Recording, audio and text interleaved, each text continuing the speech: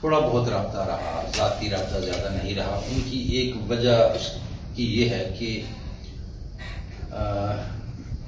بہت early age میں ان کے اشعار سننے کو ملے، اور ان اشعار کے معیار سے ان کی شخصیت کا جو روب طاری تھا، ان کی شخصیت جتنی بڑی ہماری نظر میں تھی تو اس تناظر میں بڑی مشکل لگتی تھی کہ ان کے پاس جا کے بات کی جائے، ان سے کوئی شعر سنا جائے، سنانے کی فرمائش کی جائے یا سنایا جائے۔ تو جب وہ ان کے ساتھ تھوڑا بہت بعض تقریبات میں واسطہ پڑا تو ان کی شفقت پھر تھوڑا قریب لانے لگی۔ پھر انہوں نے گھر آنے کی دعوت دی تو ان کے جی نہیں والے گھر میں چند دفعہ گیا ہوں، لیکن وہاں جا کے پھر وہ خدمت میں مصروف ہو جاتے تھے، اور ایسا یعنی اچھا محسوس نہیں ہوتا تھا کہ وہ ان کو یعنی یہ سمجھ میں نہیں آتا تھا کہ یہ بندہ جو آ گیا اس کے لیے میں کیا پیش کروں اسے، اور کیا کچھ نہ کر دوں اس کے لیے۔ تو پھر وہ فریکوینسی بھی تھوڑی سی کم کرنی پڑی۔ میرا یہ شوق تھا کہ وہ اچھے شعر پہ یعنی شعر پہ گفتگو کرتے تھے اور اچھے اشعار سنایا کرتے تھے۔ بس یہ ہمیں بڑا شروع سے یعنی شوق رہا ہے کہ کوئی ایسا صاحب علم اور صاحب مطالعہ شخص ہو کہ جو ہمیں ان جہانوں کی سیر کروا دے جن تک ہماری رسائی نہیں ہوئی۔ تو میں سمجھتا ہوں کہ یہ توصیف صاحب 3 اشخاص ہیں جن سے میں سمجھتا ہوں کہ گفتگو کے ذریعے ہم نے بہت کچھ سیکھا۔ ایک تو تشریف فرمائے جناب عثمان صاحب، یہ اگرچہ ہمارے ہم عمر ہیں لیکن جب سے ان سے تعارف ہوا تو ان سے ہمیشہ کچھ، جب ان کے ساتھ بیٹھے ہیں تو کچھ نہ کچھ ان سے سیکھا۔ دوسرا جناب توصیف تبسم، اور تیسرا لاہور میں ہمیں خوشی ادریسہ کے ساتھ موقع ملا، وہ بہت شفیق تھے اور بہت ہمارے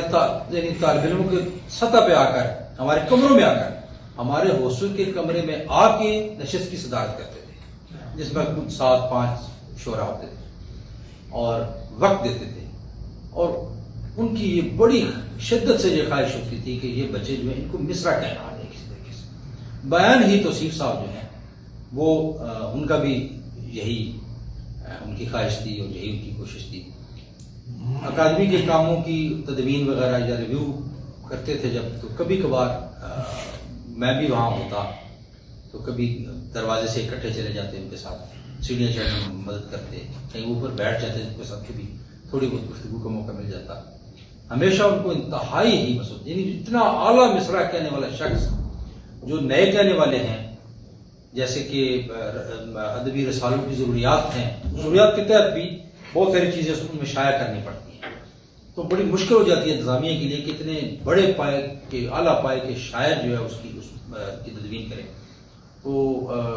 میرا جو سلیمی صاحب بھی دوست ہیں، وہاں آنا جانا ہے، تو مجھے اندازہ ہوتا رہتا تھا کہ وہ بڑے یعنی اعتدال کا انداز تھا ان کا، نئے رجحانات کو بھی قبول کرتے تھے، دوسری زبانوں کے الفاظ کو بھی اکاموڈیٹ کرنے کی اجازت دیتے تھے، اور عمر کے حساب سے جتنی رعایت ممکن ہے اس کو بھی وہ دینا جائز سمجھتے تھے۔ ایک دفعہ میں نے ان سے عرض کی، میں نے کہا سر ایک بہت اچھے شاعر ہیں،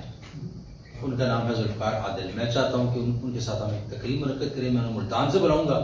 تو آپ مہربانی فرمائیں ان پر کچھ تحریر فرمائیں۔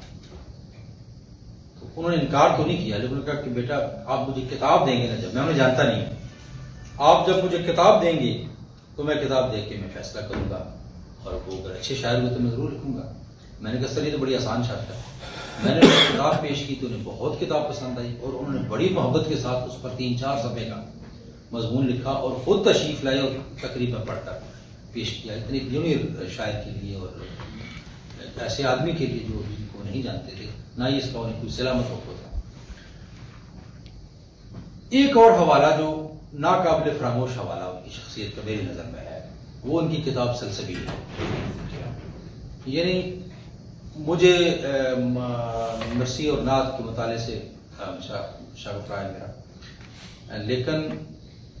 عمومی طور پر نعت جو عقیدت کے رنگ میں لکھی جاتی ہے، تو اس میں نعت پڑھنے کے یعنی شعر کا آغاز ہوتا ہے تو اندازہ ہو جاتا ہے کہ شعر میں کیا کہا جائے گا۔ نعت پڑھنے سے پہلے پہلے ہی ذہن میں ایک بات بیٹھی ہوتی ہے، کبھی اس طرح کا ایک اس میں محبت اور عقیدت کا پہلو، سیرت کے پہلو بھی بہت کم لوگ بیان کرتے ہیں، اور اس کے علاوہ بھی جو مضامین ہوتے ہیں وہ زیادہ تر توقع مضامین ہوتے ہیں. لیکن سلسبیل ایک ایسی کتاب ہے کہ جس میں نعت، منقبت اور دوسرے حوالوں سے یہ جو شاعری ہے، رسائی شاعری ہے، مذہبی شاعری ہے، اس کو انہوں نے نظم کے انداز میں اور زیادہ میں سمجھتا ہوں کہ ان سے یہ لفظ شاید میں نہیں کوئی ڈھونڈ رہا پا رہا، یعنی جب آپ پڑھتے ہیں تو آپ کو یہ اندازہ نہیں ہوتا کہ میں محض ایک یعنی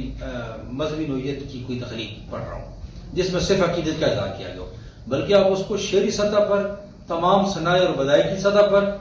اور مضامین کی ندرت کی سطح پر آپ اس کو پوری طرح انجوائے کرتے ہیں. تو اس طرح کی خوبصورت کتاب جو ہے نا وہ میں نے کبھی زندگی میں کسی جدید شاعر کے ہاں میں نے نہیں دیکھی. البتہ ایک کتاب ہے مقامات، جی شامی صاحب کی کتاب ہے، وہ ایک بعض دوسرے حوالے سے بڑی منفرد اور شاندار کتاب ہے. تو اگر اس طرح کی شاعری میں یعنی اس جذبے اور اس معیار کے ساتھ اگر شاعری اس طرح کی سامنے آئے گی تو پھر مقبول بھی ہوگی، اور لوگ اس طرح کی جو موضوعاتی شاعری خاص طور پر دینی حوالے سے کی جاتی ہے اس کے بارے میں چونکہ عدم دلچسپی کا شکار ہے تو یہ شکایت بھی نہ ہو سکتی ہے. تو اللہ تعالیٰ ان کے درجات بلند فرمائے، انتہائی شفیق انسان اور بہترین دوست، اور افسوس یہ ہے کہ ہم ان کی زیادہ خدمت نہیں کر سکے، اور اللہ کرے ہم ان کو یاد رکھ سکیں اور ان کی خدمات کے حوالے سے کچھ کر سکیں.